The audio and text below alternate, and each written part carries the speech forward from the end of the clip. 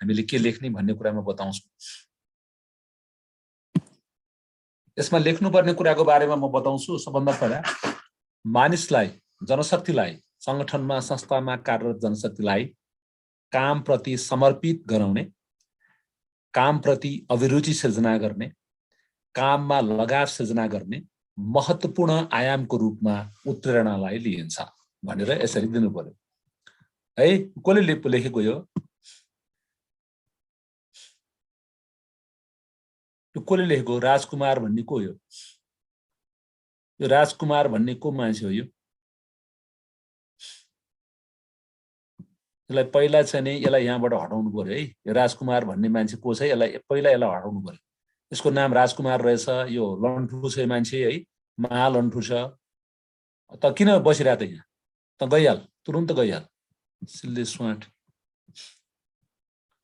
यसले जे पाइ उ लेख्दो रहेछ क्या यो राजकुमार भन्ने मान्छे। त्यसलाई राजकुमार भन्नेलाई त्यहाँबाट हटाइदिनु त प्लिज है। यसमा हाम्रो के सबै नेपालीवाला छ आज के छ यसमा? हजुर सर, यसमा नेपालीवाला मान्छे छन् कि इङ्ग्लिसवाला छन्? दुईटै मिक्स छ सर। नेपाली पनि छ इङ्ग्लिस पनि छ? हजुर सर, दुईटै छ। त्यसलाई हामीले यहाँ अब कसैले इङ्ग्लिस पनि भन्ला होइन, कसैले इङ्ग्लिस भन्ला, कसैले नेपाली भन्ला। कोही नेपाली छ होला, कोही इङ्ग्लिस होला। पहिला इङ्ग्लिसको लागि छुट्टै गरिदिनु पाए हुन्थ्यो। हजुर सर, त्यसको लागि चाहिँ एक दिन बरु छुट्टै नै एउटा इङ्ग्लिसको मात्रै हुन्छ भनेर गरिदिउँ न। हुन्छ, क्वेसन आन्सर डिस्कसन राख्छौँ। अब एक्सप्लेनेसन त केही नबुझेको कुराहरू त होइन, क्लियर चाहिँ क्लास त छुट्टै छुट्टै छ होइन। त्यही त एउटा इङ्ग्लिसको मात्रै छुट्टै एउटा इन्टरेक्सन के अरे ऊ गर्दै पनि हुन्छ। क्वेसन बनाइदियो इङ्ग्लिसको मात्रै केटाकेटीलाई एकदिन गर्दै भयो नि त। हुन्छ सर, त्यसो गर्दा मजा होला। आज दुइटै छन् होला होइन, किनभने नेपालीमा भन्दै भने इङ्ग्लिसमा भन्दै भन्छ अनि बुझ्छ सर, के फरक पर्दैन। नेपालीमा अहिले भनिरहेको हुन्छु, कसैलाई इङ्ग्लिस चाहियो भने बिचमा भन है भाइ भन्नु। त्यसरी पहिला उत्प्रेरणाको बारेमा लेख्नु पर्यो। अनि यसको चाहिँ के गर्नुपर्ने हुन्छ भने, अनि एउटा राजकुमार भन्ने त्यहाँ कोही केटाकेटी छ हाम्रो भने त्यसलाई त्यहाँबाट हटाइदिउँ। यो अलिक सन्की मान्छे छ त्यो है, त्यसलाई चाहिँ हटाइदिउँ त्यहाँबाट। यसो नाम हेरेर डिलिट गरिदिउँ। यो केटालाई कुनै दिन मैले भेटेँ भने चाहिँ यसको मैले जानेको थिएँ, यसलाई मैले क्लासमा चाहिँ देखेर हिँड्छ जस्तो लागेको छ। यसको तमिज पनि छैन होइन, यसले यो पास पनि गर्दैन यो केटा है। राजकुमार भन्ने छ क्या, त्यो कहाँबाट हो यसलाई पत्ता लगाउनुपर्छ है। यसलाई लोकेट गरौँ, कसरी हुन्छ लोकेट गर्नुपर्छ। अनि त्यसपछि उत्प्रेरणाको बारेमा लेख्दा हामीले पहिला सुरुमा अहिले मैले भनेको कुरा लेख, त्यसपछि फेरि अर्को सँगसँगै के लेख भने उत्प्रेरणालाई हामीले चाहिँ दुईवटा कुरामा बुझ्छौँ। यसलाई चाहिँ willingness and ability to work भनेर भन्छ। एउटा काम गर्नको लागि चाहिँ इच्छा अनि काम गर्नको लागि तत्परता, यो दुवै कुरा चाहिन्छ भनेर भनिन्छ। अनि त्यसलाई तिमीले यसरी पनि लेख्न सक्छौ, मोटिभेसन इज इक्वल टु एउटा इक्वेसन बनाएर पनि लेख्न सक्छौ, एम इज इक्वल टु भनेर। M is motivation is equal to willingness, W भनेको विलिङनेस, एबिलिटी भनेको त्यसलाई ब्राकेटमा लेखेर विलिङनेस, एबिलिटी भनेको सामर्थ्य भयो। त्यसपछि रिसोर्स, त्यो पनि लेख्न सक्छौ तेस्रो नम्बरमा। र चौथो चाहिँ तिम्रो डिभोसन, कामप्रतिको डिभोसन भनेर। Motivation is the function of ability, willingness, resource and power अथवा डिभोसन, यति भनेर तिमीले इक्वेसन पनि बनाएर लेख्न सक्छौ। त्यसपछि फेरि अर्को के पनि लेख्नु पर्यो भने सँगसँगै फेरि उत्प्रेरणालाई जनशक्तिको, कार्यरत जनशक्तिको कामप्रतिको सोच, कामप्रतिको सकारात्मक सोच, कामप्रतिको चाख र कामप्रतिको ऊर्जाको रूपमा समेत लिने गरिन्छ भनेर लेख्नु। त्यसरी एक लाइन त्यो पनि भन्न सकिन्छ। अनि सँगसँगै के पनि लेख्नु पर्यो भने कामप्रति उत्साह जगाउने, ब्राकेटमा लेख्ने स्टिमुलेसन, भित्रैबाट काम गरौँ गरौँ भन्ने मनोभाव सिर्जना गर्ने प्रक्रिया नै उत्प्रेरणा हो भनेर लेख्नु। त्यसैले उत्प्रेरणालाई मनोवैज्ञानिक प्रक्रियाको रूपमा बुझिन्छ, साइकोलोजिकल प्रोसेसको रूपमा बुझिन्छ, मनोवैज्ञानिक प्रक्रियाको रूपमा बुझिन्छ। र यो मनोवैज्ञानिक प्रक्रिया हो जसले मानिसलाई भित्रबाट कामप्रति ड्राइभ गर्ने, काममा उत्साहित गर्ने, कामप्रति तान्ने र काम गर्नको लागि इन्सिस्ट गर्ने, इन्फोर्स गर्ने काम पनि गर्छ भनेर बिचमा इङ्ग्लिस पनि लेख्न सकिन्छ। इन्सिस्ट गर्छ वा इन्फोर्स गर्छ भनेर पनि लेख्न सकिन्छ। अनि फेरि अर्को लाइनमा यो लामै लेख्नुपर्छ। फेरि अरू के पनि लेख्ने भने कार्यरत जनशक्तिलाई, सङ्गठनमा कार्यरत जनशक्तिलाई पर्फर्मेन्सप्रति, कार्य सम्पादनप्रति, त्यसलाई पर्फर्मेन्स भनेर लेख्ने, कार्य सम्पादनप्रति आकृष्ट बनाउने, केन्द्रित गर्ने मुख्य अस्त्र वा औजारको रूपमा उत्प्रेरणालाई लिइन्छ भनेर टिप्पणी लेख्ने। यो कुरा चाहिँ तिमीले मिलाएर लेख्नुपर्ने हुन्छ। करिब करिब 4 देखि 5 प्याराग्राफ जस्तो तिमीले उत्प्रेरणाको बारेमा यो लेख्नु पर्यो। बीचमा कुनै डेफिनेसन आउँछ भने पनि तिमीलाई इन्भर्टेड कमामा लेखे हुन्छ, राइटर लेख्नु पर्दैन है। अनि त्यसपछि अर्को नम्बरको प्रश्नमा म जान्छु। राष्ट्रिय वाणिज्य बैंकमा उत्प्रेरणालाई असर गर्ने तत्त्वहरू के हुन् भनेर भनेको छ है। त्यसो लेख्दाखेरि के लेख्ने भने राष्ट्रिय वाणिज्य बैंक तथा वित्तीय मध्यस्थता सम्बन्धी कार्य गर्ने बैंक हो भनेर लेख्ने। वित्तीय मध्यस्थताको कार्य गर्ने बैंक हो। सरकारी स्वामित्वमा रहेको यो बैंक अहिले क वर्गको बैंकमा प्रमुख भूमिका निर्वाह गर्ने बैंकको रूपमा रहेको छ भनेर लेख्नु पर्यो। यस बैंकमा अहिले प्रतिस्पर्धाको माध्यमबाट लोकसेवाको प्रतिस्पर्धाको जाँचबाट प्रतिस्पर्धाको माध्यमबाट जनशक्ति भर्ना भई यस बैंकमा कार्यरत रहने गर्दछ भनेर अलिकति त्यो पनि लेख्न मिल्छ। राष्ट्रिय वाणिज्य बैंकमा कर्मचारीलाई जनशक्तिलाई काममा उत्प्रेरण गर्ने आन्तरिक एवं बाह्य तत्त्वहरू हुने गर्दछन् भनेर लेख्ने। उत्प्रेरणालाई असर गर्ने तत्त्वहरू भन्ने भने आन्तरिक र बाह्य दुवै तत्त्वबाट राष्ट्रिय वाणिज्य बैंकमा काम गर्ने उत्प्रेरणामा प्रभाव पर्ने गर्दछ भनेर लेख्ने। र यसरी लेख्दाखेरि चाहिँ तिमीले आन्तरिक भनेर केलाई लेख्ने त भन्दा वाणिज्य बैंकमा उत्प्रेरणालाई असर गर्ने तत्त्व आन्तरिकमा चाहिँ वाणिज्य बैंकको नीति, कर्मचारीसँग सम्बन्धित नीति, कामसँग सम्बन्धित नीति भनेर लेखि पुग्छ। वाणिज्य बैंकको नीति, कार्य सम्बन्धी नीति, योजना, रणनीति, यसका लक्ष्य उद्देश्यहरू आन्तरिक चाहिँ उत्प्रेरित गर्ने, कर्मचारीलाई आन्तरिक रूपमा उत्प्रेरित गर्ने पहिलो कुरा त्यो भनेर लेख्नु पर्यो। दोस्रो, राष्ट्रिय वाणिज्य बैंकको कार्य वातावरण, वर्क इन्भाइरोमेन्ट। राष्ट्रिय वाणिज्य बैंकको कार्य वातावरण चाहिँ अर्को आन्तरिक तत्त्व हो जसले कर्मचारीको उत्प्रेरणामा प्रभाव पार्छ। त्यो चाहिँ काम गर्ने वातावरण भनेर तिमीले वर्किङ इन्भाइरोमेन्ट भनेर लेख्नु। दोस्रो।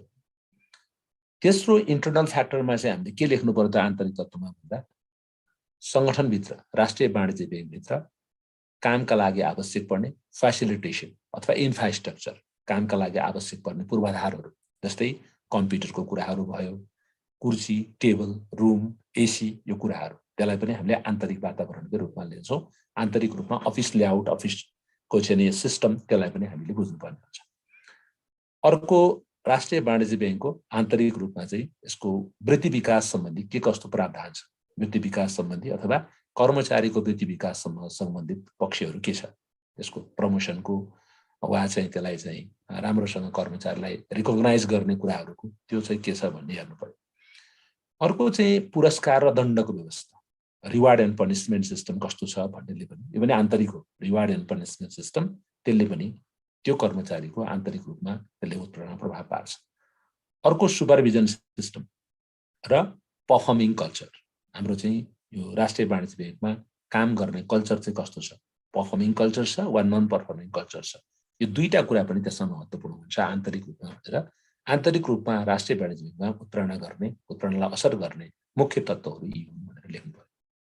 त्यस्तै राष्ट्रिय वाणिज्य बैंकमा उत्प्रेरणालाई असर गर्ने बाह्य तत्त्वहरूमा निम्न तत्त्वहरू पर्दछन् भनेर लेख्ने। एउटा, पारिश्रमिक र सुविधाहरू, त्यो लेख्नु पर्यो। अरू बैंकको तुलनामा राष्ट्रिय वाणिज्य बैंकको पारिश्रमिक र सुविधाहरू अरू बैंकहरू बराबर छ वा छैन, वा तिनीहरूभन्दा उत्कृष्ट छ छैन, त्यसले चाहिँ प्रभाव पार्छ। पहिलो कुरा त्यो। अर्को, राष्ट्रिय वाणिज्यमा उत्प्रेरणा हुने भनेको ट्रेड युनियनका एक्टिभिटीहरू, राजनैतिक हस्तक्षेप वा तेरो मेरो भन्ने जुन भावना हुन्छ, यो मेरो मान्छे, यो तेरो मान्छे भन्ने पोलिटिकल इन्टरफेरेन्स छ कि छैन, बाह्य रूपमा चाहिँ ट्रेड युनियनहरूले हस्तक्षेप गर्छ वा गर्दैन भन्ने कुराले पनि मोटिभेसनमा प्रभाव पार्छ, ट्रेड युनियनका गतिविधिहरू। दोस्रोमा। तेस्रोमा चाहिँ राष्ट्रिय वाणिज्य बैंकमा प्रभाव पार्ने अर्को पक्ष भनेको मोराल, कर्मचारीको मोराल, जो बाह्य तत्त्वबाट प्रभावित हुन्छ। बाहिर चाहिँ काम गरेको मान्छेलाई राम्रोसँग सुपरभिजन गर्यो गरेन, वा काम गरेकोलाई रिकग्नाइज गर्यो कि गरेन भनेर उसको मोरल, कर्मचारीको मोरल पनि, मोरललाई चाहिँ बुस्टअप गर्ने, कर्मचारीको आत्मबललाई बलियो बनाउने वातावरण हामीले सृजना गरेका छौँ कि छैनौँ बाह्य रूपमा, त्यसले पनि कर्मचारीलाई चाहिँ उत्प्रेरित गर्ने वा नगर्ने भन्ने कुरा अथवा उत्प्रेरणामा चाहिँ त्यसले नै प्रभाव पार्छ, मोरलले पनि। अर्को बाह्य तत्त्वको रूपमा हामीले के लिन्छौँ भन्दाखेरि इन्भाइरोमेन्ट, यो समग्र ब्याङ्किङ इन्भाइरोमेन्ट पनि अर्को तत्त्व हो। ब्याङ्किङ इन्भाइरोमेन्ट चाहिँ पोजिटिभ छ, समग्र ब्याङ्किङ इन्भाइरोमेन्टप्रति मान्छेहरूको सोच राम्रो छ, ग्ल्यामरियस जबको रूपमा, राम्रो जबको रूपमा लिइन्छ भनेदेखि त्यसलाई चाहिँ रिकगनाइज हुन्छ। अर्को प्रोफेसनल अपर्च्युनिटिज अथवा बिजनेस अपर्च्युनिटिज वा प्रोफेसनल अपर्च्युनिटिज, कामबाट सकिएपछि वाणिज्य ब्याङ्कबाट निष्कासन भइसकेपछि नि यो ब्याङ्कर हो भनेर मान्छेले रिकगनाइज गर्ने हुन्छ कि हुँदैन भन्ने।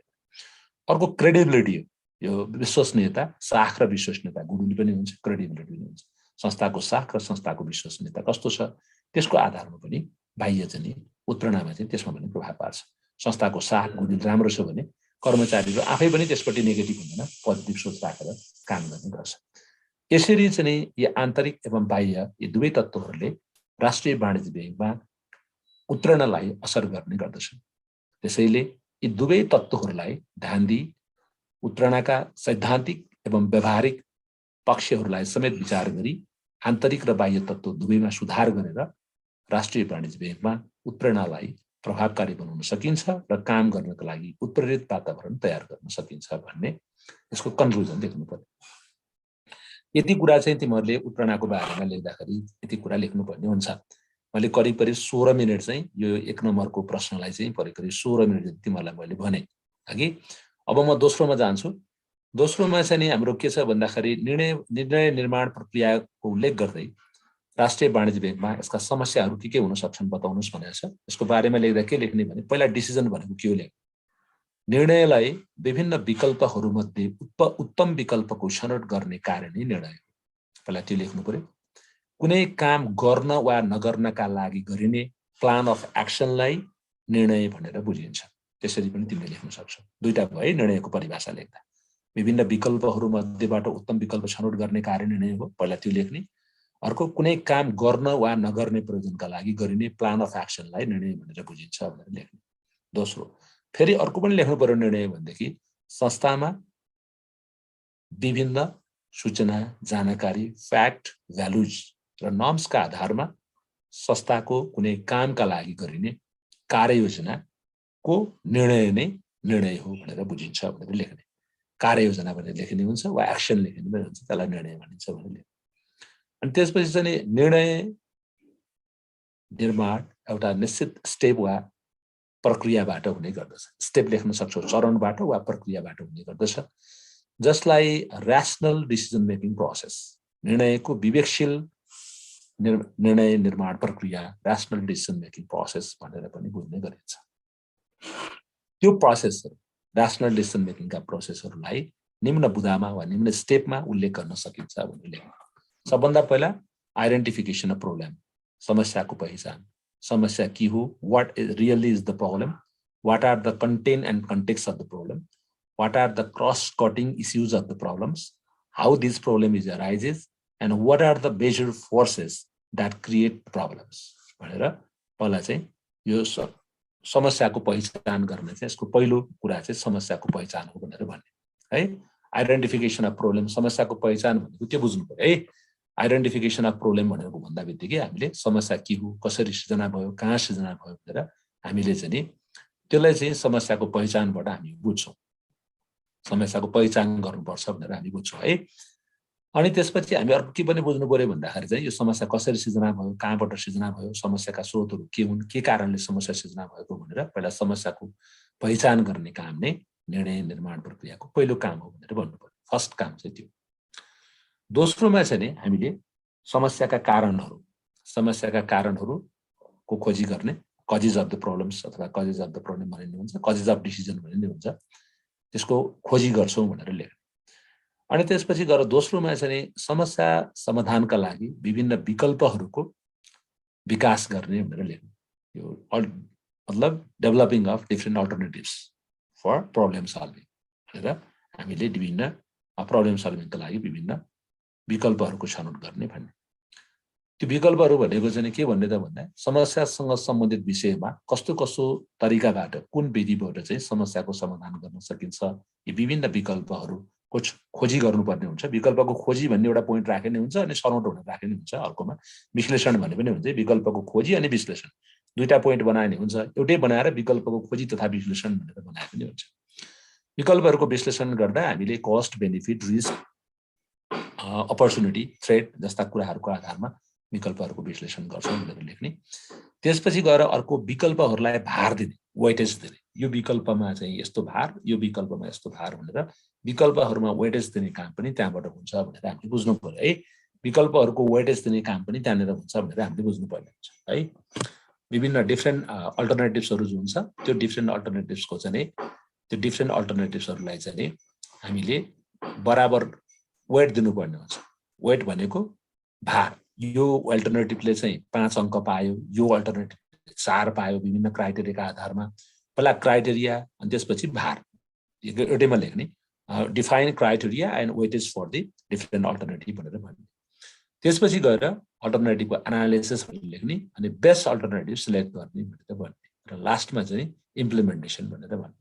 यसरी 6वटा चाहिँ जुन प्रोसेसहरू छ त्यसलाई चाहिँ हामीले निर्णय निर्माणको प्रक्रिया भनेर भन्छौँ है। त्यसरी लेख्नु पर्यो। अनि अर्को चाहिँ के पनि गर्नु पर्यो भने निर्णय निर्माण चुनौतीपूर्ण कार्य हो। निर्णय निर्माण अनिश्चिततामा, जोखिममा र अन्योलको वातावरणमा गर्नुपर्ने हुन्छ। त्यसैले निर्णयलाई अनिश्चितता अथवा अन्योलमा गरिनुपर्ने हुनाले संवेदनशील विषयको रूपमा लिने गरिन्छ। निर्णय गर्ने क्रममा विभिन्न समस्याहरूको सृजना हुने गर्दछ र राष्ट्रिय वाणिज्य ब्याङ्कमा पनि निर्णय गर्ने प्रक्रियामा विभिन्न समस्याहरू छन् भनेर बुझिन्छ। विभिन्न समस्याहरू हुन्छन् भनेर भन्न सकिन्छ। यी समस्याहरूलाई निम्न बुँदामा उल्लेख गर्न सकिन्छ भनेर भन्छ। सबभन्दा पहिला चाहिँ नीतिगत समस्याहरू। कुनै पनि विषयमा निर्णय गर्नको लागि स्पष्ट नीति हुनु आवश्यक हुन्छ। नीति स्पष्ट नभएमा निर्णय गर्न गाह्रो हुन्छ। कुन आधारमा, कस्तो फ्याक्टमा, कस्तो भ्यालुजमा, कस्तो नर्म्स र स्ट्यान्डर्डमा निर्णय गर्ने भन्ने निर्णयको नीति उपयुक्त भयो, पारदर्शी भयो भने मात्र निर्णय गर्न सहज हुन्छ। निर्णय गर्ने नीति चाहिँ ठिक भएन, निर्णयको नीति नै स्पष्ट भएन भने निर्णय गर्न कठिन हुन्छ। त्यसकारणले सबभन्दा पहिलो चाहिँ निर्णय सम्बन्धी नीति हो। सङ्गठनको अथवा व्यवस्थापनको निर्णय सम्बन्धी नीति कस्तो छ त्यसले चाहिँ त्यो चाहिँ नै प्रमुख समस्याको रूपमा चाहिँ यो राष्ट्रिय वाणिज्य ब्याङ्कमा निर्णय सम्बन्धी नीति नै रहेको हुन्छ पहिलो। दोस्रो चाहिँ नि हाम्रो समस्या भनेको टाइममा निर्णय नहुने, समयमा निर्णय नहुने अर्को एउटा समस्या छ। राष्ट्रिय वाणिज्य ब्याङ्कमा अहिले पनि ब्युरोक्रेटिक प्रोसेस लामो छ अथवा त्यसलाई तिमीले भने अड्डा तन्त्र वा कर्मचारी तन्त्रको प्रक्रिया निकै लामो रहने गरेको छ राष्ट्रिय वाणिज्य ब्याङ्कमा। त्यसले गर्दा निर्णयमा ढिलाइ हुने गरेको छ। निर्णयमा ढिलाइ हुनु अर्को यस्तो समस्या हो भनेर हामीले बुझ्नु पर्यो। दोस्रो, तेस्रो, निर्णय गर्दा कस्टको विचार गर्ने। कस्ट, टाइम र त्यसको प्रभावलाई विश्लेषण नगर्ने। कति लागत लाग्छ, त्यसले कति समय लिन्छ, त्यसको प्रभाव के हुन्छ भनेर विश्लेषण गरिँदैन।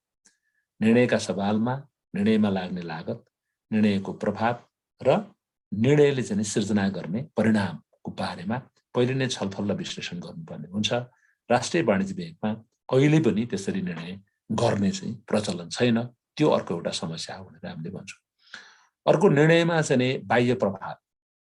राष्ट्रिय वाणिज्य ब्याङ्कमा अहिले पनि राष्ट्रिय वाणिज्य ब्याङ्कको सञ्चालक समितिमा चाहिँ विभिन्न सञ्चालक समितिमा चाहिँ सरकारको तर्फबाट चाहिँ विभिन्न सञ्चालकहरू आइरहेका हुन्छन्। सञ्चालकको विभिन्न प्रकारको सञ्चालकहरू आइरहेको भएको हुनाले चाहिँ यो एक त एउटा त समयमा निर्णय गर्न सकिन्न, निर्णय अनिर्णयको अवस्था रहने गर्दछ। दोस्रो, हस्तक्षेप पनि हुने गर्दछ, सरकारी हस्तक्षेप पनि यसमा रहने गर्दछ। त्यो पनि यसको समस्या हो भनेर हामीले लेख्नु पर्यो।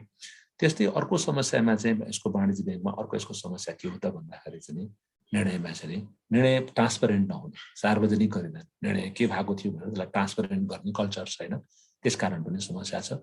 अर्को, निर्णयको संस्कार नै छैन। राष्ट्रिय वाणिज्य ब्याङ्कमा जोखिम लिएर निर्णय लिन सक्ने स्किल चाहिँ उच्च व्यवस्थापकको चाहिँ निर्णय जोखिम लिएर निर्णय लिन सक्ने क्षमताको पनि अभाव छ। ल्याक अफ स्किल भनेर पनि हामी भन्न सक्छौँ। त्यो पनि अर्को समस्या हो। अर्को चाहिँ नि निर्णयहरूलाई कार्यान्वयन नगर्ने। निर्णय त गर्ने तर त्यसको सही कार्यान्वयन नगर्ने।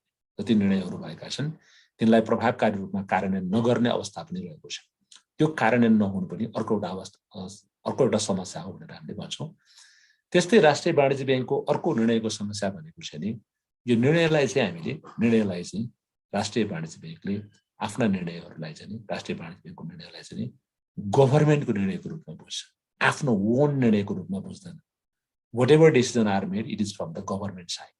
आफ्नो स्वायत्त रूपमा अथवा म्यानेजमेन्टले इन्डिपेन्डेन्ट भएर निष्पक्ष भएर आफ्नो ब्याङ्किङ प्र्याक्टिसको आधारमा गर्नुपर्ने निर्णयको ठाउँमा सरकारको निर्णय भइरहेको छ। त्यो अर्को एउटा समस्या हो। यी समस्याहरू नै राष्ट्रिय वाणिज्य ब्याङ्कको निर्णय प्रक्रियामा हाल रहेका समस्याहरू हुन्। यी समस्याहरूलाई राष्ट्रिय वाणिज्य ब्याङ्कको व्यवस्थापनले, राष्ट्रिय वाणिज्य ब्याङ्कको सञ्चालक समितिले संवेदनशील ढङ्गबाट बुझेर उपयुक्त समयमा, उपयुक्त लागतमा, उपयुक्त प्रभाव पर्ने गरी ठिक समयमा निर्णय गर्नु नै अहिलेको आवश्यकता हो भनेर कन्क्लुजन लेख्नु पर्यो। अब यसपछि म 3 नम्बरमा गएँ। 3 नम्बरमा चाहिँ मैले तिमीलाई के भन्छु त भन्दाखेरि चाहिँ कार्यालय सञ्चारको महत्त्व उल्लेख गर्दै यसका सिद्धान्तहरू लेख्नुस् भनेको छ। कार्यालयमा सञ्चारको महत्त्व लेख्ने बेलामा पहिला सञ्चार भनेको के हो लेख्ने, मानिसहरूको बीचमा भावनाहरूको, आफ्ना विचारहरूको विनिमय गर्ने प्रक्रियालाई नै सञ्चार भनेर बुझिन्छ भनेर लेख्ने। अर्को शब्दमा कार्यालयमा विभिन्न विषयमा हुने विनिमय, विचारको विनिमय, धारणाहरूको विनिमय, आफ्ना सोचहरूको विनिमयलाई सञ्चारको रूपमा लिइन्छ भनेर तिमी लेख्न सक्छौ। कार्यालयको फ्याक्ट, इन्फर्मेसन, फ्याक्ट, भ्यालुज, डेटाहरूलाई प्रवाह गर्ने माध्यमलाई सञ्चारमा कार्यालय सञ्चारको रूपमा लिइन्छ भनेर लेख्ने। अनि सञ्चारलाई चाहिँ व्यवस्थापनको महत्त्वपूर्ण कार्यको रूपमा लिइन्छ भनेर भनिन्छ। त्यसैले भन्ने गरिन्छ, इन्भर्टेड कमामा लेख्न सक्छौ तिमीले, whatever a manager does it is through communications भनेर पनि एउटा इन्भर्टेड कमामा त्यो पनि तिमीले लेख्न सक्छौ। यी चाहिँ यसरी चाहिँ सञ्चारको कुराहरू लेख्नु पर्यो। अनि त्यसपछि सञ्चारको महत्त्वको बारेमा यो भनाइबाट नै, उल्लेखित भनाइबाट नै सञ्चार व्यवस्थापनमा महत्त्वपूर्ण छ भनेर बुझ्ने गरिन्छ। व्यवस्थापनका महत्त्वपूर्ण कार्यहरूमा सञ्चारलाई प्रमुख कार्यको रूपमा पनि लिने गरिन्छ। अहिले आएर पहिला त प्लानिङ, अर्गनाइजेसन, कोअर्डिनेसन, कन्ट्रोल हुन्थ्यो, अहिले कम्युनिकेसनलाई पनि हामीले महत्त्वपूर्ण कार्यको रूपमा लिन्छौँ। कार्यालयमा सञ्चारको महत्त्वलाई निम्न बुँदामा उल्लेख गर्न सकिन्छ भनेर लेख्न सक्छौ तिमीले। कार्यालयको नीति, योजना, कार्यक्रमहरूको सार्वजनिक गर्ने, कार्यालयमा कामलाई सुव्यवस्थित बनाउने, कार्यालयमा विचारहरूको विनिमय गर्ने, समग्र कार्यालयको कार्य सञ्चार प्रणालीलाई चुस्त बनाउने, दक्ष बनाउने, कार्यालयमा हुने कुनै पनि प्रकारका अवरोधहरूको अन्त्य गर्ने, स्पष्टता गर्दै अन्त्य गर्ने, कार्यालयका सम्पूर्ण सूचनाहरूलाई सार्वजनिक गर्ने, कार्यालयको बारेमा आम नागरिकलाई जानकारी दिने र कार्यालय र आम नागरिकको बीचमा असल सम्बन्ध स्थापित गर्ने। यसको महत्त्वलाई लेख्दा कार्यालयको कार्य दक्षता बढ्ने, लागत घट्ने र समयमै कार्य सम्पन्न हुनको लागि पनि योगदान पुग्ने, यस्तो महत्त्व हुन्छ भनेर तिमीले महत्त्वले लेख्न सक्छौ। अब यसपछि गएर यसको सिद्धान्तहरू, अहिले म छिटो भन्न चाहन्छु टाइम नपुग्ला भनेर, अनि सिद्धान्त पनि लेख्नु पर्यो। सिद्धान्त लेख्दाखेरि हामी के लेख्छौँ भन्दाखेरि चाहिँ एउटा त two way communication, principle of two way communications, त्यो लेख्न मिलिहाल्छ। अर्को प्रिन्सिपल अफ क्लियरनेस, क्लियरिटी भने पनि हुन्छ, सञ्चार चाहिँ एकदम स्पष्ट हुनुपर्छ भनेर हामीले भन्छौँ, प्रिन्सिपल अफ क्लियरिटी। अर्को चाहिँ प्रिन्सिपल अफ सिम्प्लिसिटी, सरल हुनुपर्छ भनेर पनि हामीले भन्छौँ। अनि यसपछि गएर अर्को सँगसँगै चाहिँ दोहोरो अर्थ नलाग्ने, principal of single word and single transformation of information, dual चाहिँ अर्थ नलाग्ने किसिमको सिद्धान्त हुनुपर्छ भनेर हामीले भन्छौँ। अर्को principal of optimum utilisation of resources, संस्थाको स्रोत साधनको अधिकतम उपयोग हुने हिसाबले सञ्चारको प्रभावकारिता हुन्छ भन्छ। अनि अर्को चाहिँ प्रिन्सिपल अफ क्लियरिटीको सँगसँगै चाहिँ अहिले अर्को हामीले थप्नु भने इन्टरकनेक्टेडनेस, मतलब अन्तर सम्बन्धको सिद्धान्त, सूचना प्रवाह गर्दाखेरि विभिन्न कुरामा अन्तर सम्बन्ध पनि चाहिन्छ भनेर हामीले भन्छौँ। सन्तुलन पनि मिलाउनु पर्ने हुन्छ, प्रिन्सिपल अफ ब्यालेन्स भनेर पनि भन्छौँ।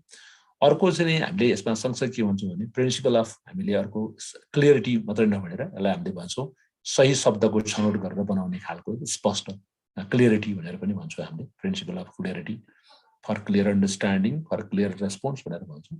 अर्को प्रिन्सिपल अफ फिडब्याक, फिडब्याक भनेको चाहिँ हामीले सञ्चार गरिसकेपछि त्यसको सूचनाको प्रतिक्रिया पनि तुरुन्तै आओस्, त्यसलाई हामीले प्रिन्सिपल अफ फिडब्याक भनेर भन्छौँ। अर्को प्रिन्सिपल अफ ट्रु नोइज, यो गलत नोइज भने कि हल्लै हुने, तिमीले चाहिँ यसको चाहिँ पब्लिसाइज हुने हिसाबमा जानु पर्यो, अथवा प्रिन्सिपल अफ पब्लिकेसन, पब्लिसाइज भनेर पनि लेख्न सकिन्छ। अनि अर्को चाहिँ हामीले के पनि भन्न सक्छौँ भने principle of secrecy as well as transparency, त्यो दुइटै हामीले राख्न सक्छौँ। कुनै कुरा सेक्रेसी पनि हुनसक्छ, कुनै ट्रान्सपरेन्सी पनि हुनसक्छ, त्यो पनि मिलाएर लेख्न सक्छौँ।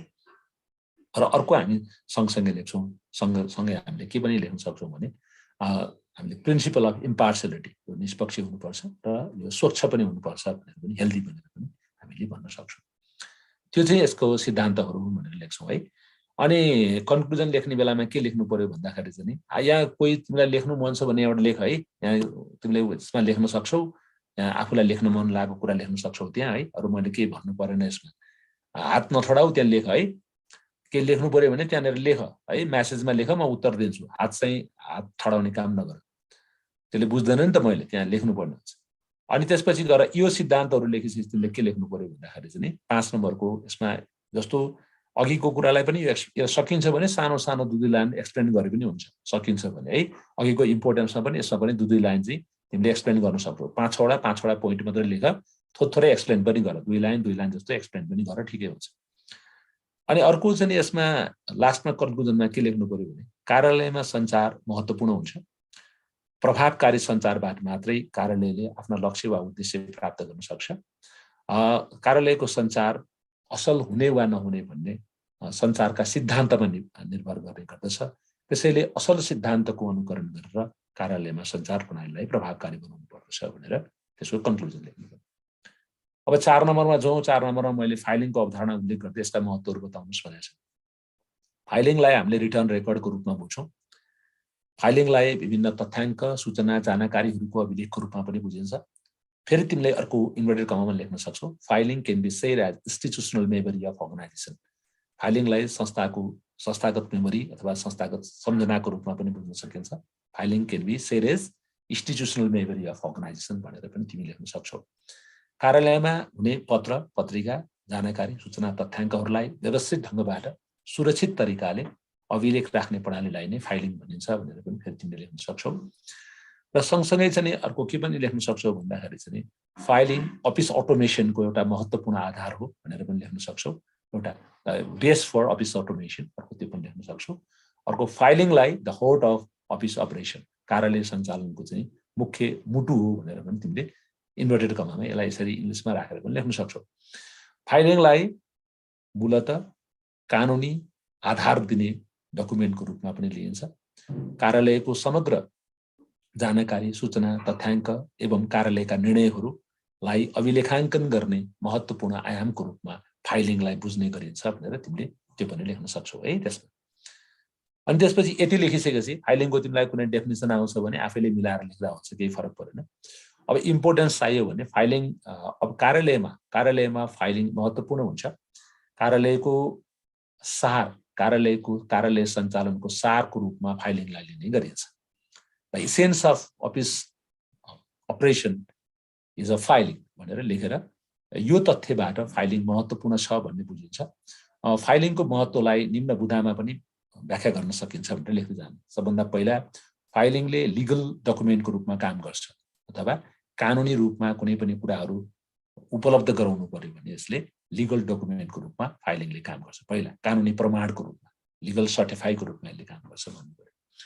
अर्को फ्युचर रेफरेन्सको रूपमा काम गर्छ। तिमीले कलेजमा पनि पढाएको छ यो, it work as a future reference. कुनै पनि बेला चाहेको अवस्थामा यसलाई फ्युचर रेफरेन्सको रूपमा पनि प्रयोग गर्न सकिन्छ फाइलिङलाई। दोस्रो महत्त्वपूर्ण यसको त्यो तेस्रो चाहिँ यसले सूचना, जानकारी, तथ्याङ्कहरूलाई सुरक्षित राख्छ। Protect information, it protect important secrecy information as well as non secrecy information. त्यसलाई पनि यसले विभिन्न महत्त्वपूर्ण अभिलेखहरू, सेक्रेटली राख्नुपर्ने कुराहरू, महत्त्वपूर्ण कागजात डकुमेन्टहरूलाई संरक्षण दिने, सम्वर्धन गर्ने, त्यसलाई काम पनि यसले गर्छ।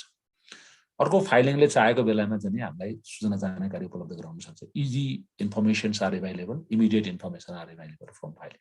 त्यो पनि यसको महत्त्व। अर्को यसले योजना र निर्णय बनाउन सहयोग पुर्याउँछ।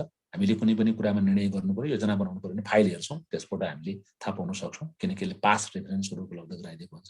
फ्युचर प्लान गर्नको लागि, भविष्यको योजना बनाउनको लागि पनि फाइलिङ महत्त्वपूर्ण हुन्छ। निर्णय गर्नको लागि पनि महत्त्वपूर्ण हुन्छ। र फाइलिङले चाहिँ सँगसँगै फाइलिङले चाहिँ हाम्रो के पनि काम गर्छ भन्दाखेरि चाहिँ यो रेगुलेटरी पर्पोज, नियमनकारी प्रयोजनको लागि पनि फाइलिङले सहायता पुर्याउँछ। यो नियमनकारी निकायहरूले बेला बेलामा हामीलाई के कुराहरू पठा, यो इन्फर्मेसनले त्यसले भन्छ, जसको हामीले तुरुन्त दिन सक्छौँ। अनि फाइलिङ व्यवस्थित भयो भने चाहिँ हामीले त्यसले चाहिँ कुनै पनि निगोसिएसन्स गर्नको लागि, वार्ता गर्न, सम्झौता गर्नको लागि सजिलो हुन्छ। चाहे नेसनल होस्, चाहे इन्टरनेसनल होस्, चाहे अफिसियल होस्, वार्ता र सम्झौता गर्नको लागि सजिलो हुन्छ फाइलिङबाट। हामी त्यो पनि भन्छौँ। त्यस कारणले महत्त्वपूर्ण छ। वार्ता गर्न, सम्झौता गर्नको लागि कुनै पनि ठाउँमा गएर फाइलिङलाई रेफरेन्सको रूपमा युज गर्न सकिन्छ। अर्को चाहिँ यसलाई हामीले मात्र के भन्छौँ भने जीवित तथ्याङ्क भनेर भन्छौँ। सर्भाइभल डेटा हो यो। लामो समयसम्म रहिरहने, जसले प्रमाणको मात्रै काम गर्दैन, प्रुफको मात्रै काम गर्दैन, यसले प्रमाणको मात्रै काम गर्ने होइन कि यसले चाहिँ नि जीवित तथ्याङ्कको पनि काम गर्छ, सर्भाइभल स्ट्याटिस्टिक्सको काम पनि यसले गर्छ फाइलिङले भनेर हामीले भन्छौँ। यी विभिन्न महत्त्वबाट, यी विभिन्न कुराहरूबाट अथवा यी उल्लेखित बुदाहरूको आधारमा, यी उल्लेखित तथ्यहरूको आधारमा फाइलिङ कार्यालय सञ्चालनको मुटु हो। फाइलिङ कार्यालयका विभिन्न डकुमेन्टहरू, जानकारी, सूचनाहरूको सही अभिलेखाङ्कन गर्ने महत्त्वपूर्ण आधार हो भनेर तिमीले लास्टमा कन्क्लुजन लेख्न सक्छौ। यो मैले यतिसम्म चाहिँ 4 नम्बरसम्मको कुराहरू तिमीलाई मैले बताएँ। अब हामी 5 मा जान्छौँ है। आज हामी नेपालीमै भनिरहेछौँ, अब अर्को दिन कुनै दिन पर्यो भने इङ्ग्लिसमा पनि भनौँला।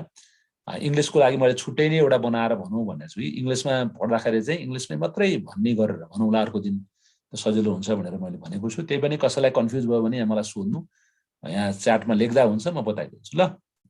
अब हामी यसपछि हामी अर्कोमा जाउँ। अब हामी अर्कोमा सँगसँगै जाउँ। अब हामी अर्कोमा के जाउँ भने 5 नम्बरको क्वेसन हेर्नु पर्यो। त्यहाँ कसैले कोही रहन्छ क्या त्यहाँ, सो त्यसलाई चाहिँ पठाइदिए हुन्थ्यो। कसैले यहाँ युट्युब हालिदिएको छैन, त्यसलाई स्क्रिनमा सेयर गरिदिउँ न। कोही छैन त्यहाँ? चेतनजी कोही छ त्यहाँ? कोही छ भने त्यसो पठाउँ। 5 नम्बरबाट सुरु गरौँ, 4 सम्म सिद्धि। 5 मा वृत्ति विकासको अर्थ लेख्दै राष्ट्रिय वाणिज्य ब्याङ्कमा वृत्ति विकासका अवसरहरू के छन् भनेर लेखेको छ। पहिला वृत्ति विकास भनेको के हो भनेर लेखौँ।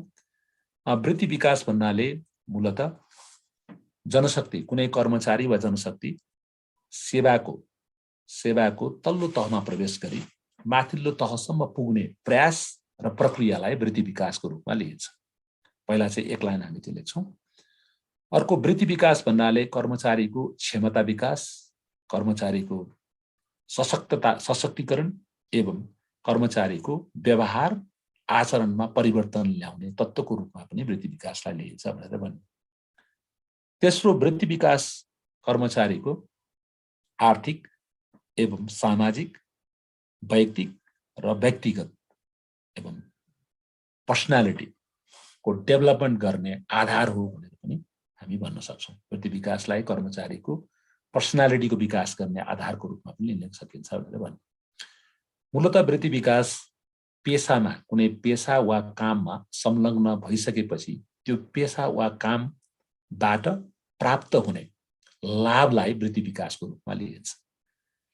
कुनै पनि पेसा वा व्यवसाय भनेको वृत्तिको लागि गर्ने हो, जीवन निर्वाह गर्नको लागि गरिएको हुन्छ। त्यो जीवन निर्वाह गर्ने कामबाट त्यसलाई चाहिँ नि आफ्नो पेसागत विकास हुने, व्यावसायिकताको विकास हुने अवसर प्राप्त भयो भने त्यसलाई हामीले वृत्ति विकास भनेर भन्छौँ। कुनै काममा संलग्न हुने र त्यस्तो कामबाट आफ्नो व्यावसायिकता र पेसावित्ताको विकास हुने प्रक्रियालाई हामीले वृत्ति विकासको रूपमा बुझ्ने गर्दछौँ। जनशक्ति कुनै काममा प्रवेश गरी त्यसबाट व्यावसायिकता र पेसागत विकास गर्ने, त्यस्तो उद्देश्य पूरा गर्ने प्रक्रियालाई पनि वृत्ति विकासको रूपमा बुझिन्छ। वृत्ति विकास जनशक्तिलाई पदोन्नति गर्ने र सँगसँगै जनशक्तिका मनोभावहरूलाई पूरा गर्ने र जनशक्तिलाई आफ्नो पेसामा निपुण बनाउने कार्यको रूपमा पनि वृत्ति विकासलाई लिइन्छ भनेर हामीले बुझ्नुपर्छ। त्यसैले वृत्ति विकास मात्र कुनै सेवामा प्रवेश गरेर त्यसको माथिल्लो तहमा पुग्नु मात्र होइन कि पेसावित्ता, व्यावसायिकता सहित निपुणता प्राप्त हुनु चाहिँ वृत्ति विकास हो भनेर हामीले भन्न सक्छौँ भनेर लेख्नु पर्यो। वृत्ति विकासलाई करियर पाथ, करियर प्रोसेस र करियर ट्रान्सफर्मेसन 3टा वेमा बुझ्न सकिन्छ भनेर लेख्नु। करियर पाथ भनेको तल्लो तहमा प्रवेश गरेर माथिल्लो खुड्किला चढ्दै माथि पुग्ने, अथवा 4 तहमा प्रवेश गरेर प्रबन्धक भएर निस्किने, त्यो करियर पाथ भयो। प्रोसेस भनेको चाहिँ नि 4, 5, 6 तह हुँदै जाने, कम्पिटिसन गरेर, प्रतिस्पर्धा गरेर आफ्नो कार्यक्षमताको आधारमा माथि पुग्ने भयो। ट्रान्सफर्मेसन भनेको आफ्नो नलेजको, व्यावसायिकताको ट्रान्सफर्मेसन भयो।